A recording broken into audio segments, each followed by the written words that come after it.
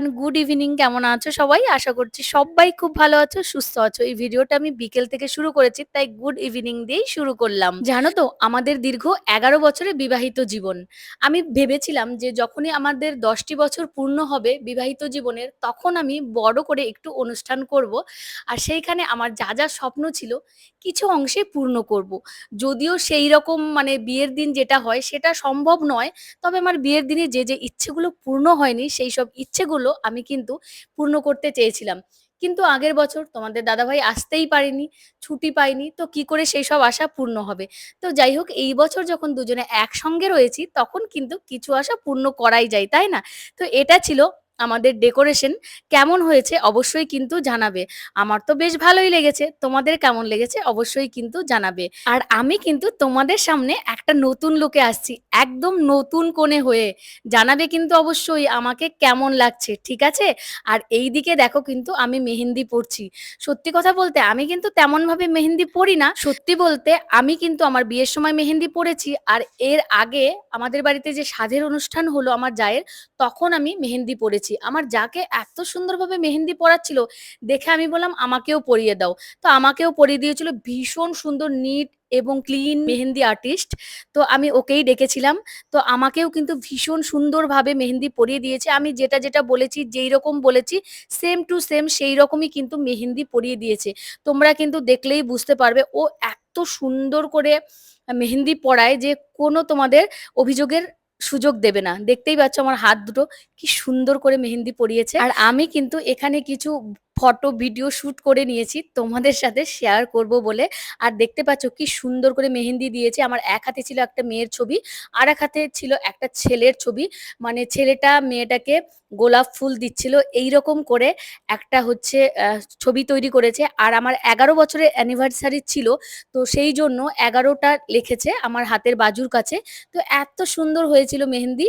আর এইখানে আমি একটা রিলও কিন্তু শুট করে নিয়েছি, যেটা তোমরা আমার শর্ট ভিডিওতে গেলে দেখতে পাবে।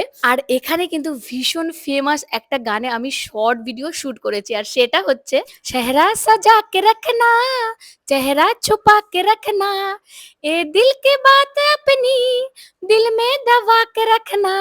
আর এই গানটা কিন্তু ভীষণ সুন্দর, তাই না? যে কারো বিয়ের সময় কিন্তু এই গানটা আমি বেশিরভাগ দেখতেই পাই। তো যাই হোক, আমার মেহেন্দির ফটোশুট, ভিডিও শুট সমস্ত কিছু কমপ্লিট হয়ে গেছে। আর ওইগুলো কিন্তু আগের দিন বিকেল বেলায় হয়েছে। আর এইটা কিন্তু পরের দিন, যেদিন আমার বিবাহ বার্ষিকী হয়। তোমরা দেখতে পাচ্ছ আমার মেহেন্দি পড়া হাত ভীষণ সুন্দর কিন্তু লাল হয়। আমার হাতে মানে মেহেন্দি খুব লাল হয়, প্রচুর পরিমাণে লাল হয়।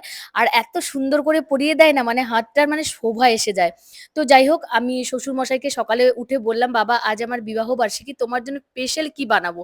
তো বাবা বলল, অনেকদিন আমরা বিরিয়ানি খাইনি, তুমি আজ বিরিয়ানি করো। তো আমি কিন্তু চলে এসেছি সকাল সকাল বিরিয়ানি রেডি করার জন্য। স্নান টান করে কিন্তু আমি দেখো বিরিয়ানি বানাতে বসে পড়েছি। আমি কিন্তু ব্রেকফাস্ট কিছুই আজকে করিনি, কারণ আমার এদিকে দেরি হয়ে যাবে। ভাই কিন্তু আমাদের সকলের জন্য করছে ডিম টোস্ট।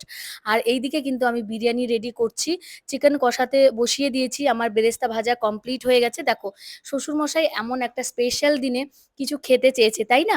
তো আমি করব না এটা কখনো হয়? তো আমি তাড়াতাড়ি করে কিন্তু কমপ্লিট করে দিয়েছি বিরিয়ানি বানানো। আর তারপর কিন্তু আমার মেকআপ আর্টিস্ট আসছে, সেই জন্যই কিন্তু আমি তাড়াতাড়ি করছিলাম, কারণ আমার সাজতে গুজতে অনেকটাই দেরি হবে। আর আমি একদম নতুন কনের মতো কিন্তু আজকে সাজবো।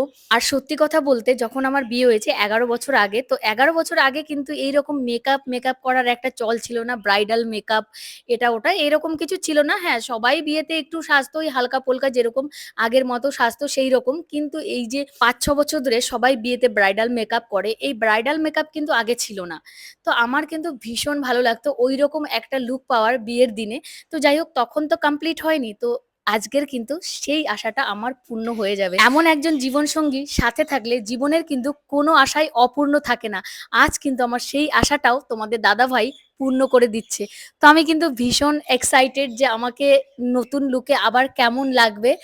আর তোমরাও কি এক্সাইটেড? তোমরাও কিন্তু দেখতে পাবে যে আমার নতুন লুক, মানে নতুন কোণে সাজলে আমাকে আবার কেমন লাগবে। সবাই বলছিল জানো তো, যে একদম নতুন কোণে লাগছে, তোমাকে তো চেনাই যাচ্ছে না, যে তুমি হচ্ছে সেই সুস্মিতা, বা তুমি হচ্ছে সেই মেয়েটা। আমার শ্বশুরমশাই দেখে তো ভীষণ খুশি হয়ে গেছে। আমার শ্বশুরমশাই বলছে, বৌমা তোমাকে তো চেনাই যাচ্ছে না, খুব সুন্দর লাগছে। তো দেখো, আমার বিরিয়ানির জন্য কিন্তু সমস্ত কিছু প্রায় রেডি হয়ে গেছে। এখন শুধু বিরিয়ানিটা দমে দেওয়ার পালা। তো তার জন্য কিন্তু আমি সমস্ত কিছু রেডি করছি। আর এইদিকে কিন্তু আমার মেকআপ আর্টিস্ট এসে বসে আছে। তো যাই হোক আমি কিন্তু তাড়াতাড়ি করে বিরিয়ানিটা দমে দিয়ে রান্না করা হয়ে যাওয়ার পরে আমি একটুখানি তাড়াহুড়ো করে খেয়েছি। তাকেও একটুখানি দিয়েছি। তো দুজনে খেয়ে কিন্তু আমরা সাজতে বসে পড়েছি। আর আমি মাকে বলে দিয়েছিলাম যে, "তুমি আর মধু এখন সবাইকে দাও। আমি আর কিছু করতে পারব না। আমার কাছে সময় নেই।"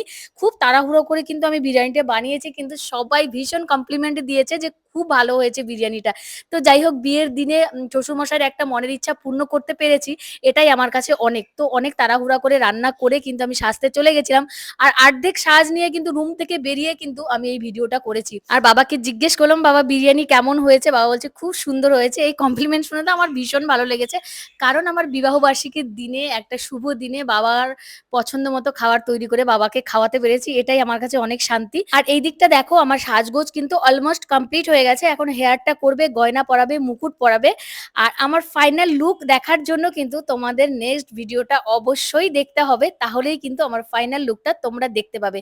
তো যাই হোক বাই, সবাই ভালো থেকো, সুস্থ থেকো। সকলকে অনেক, অনেক ধন্যবাদ আমার ভিডিও দেখার জন্য। টাটা।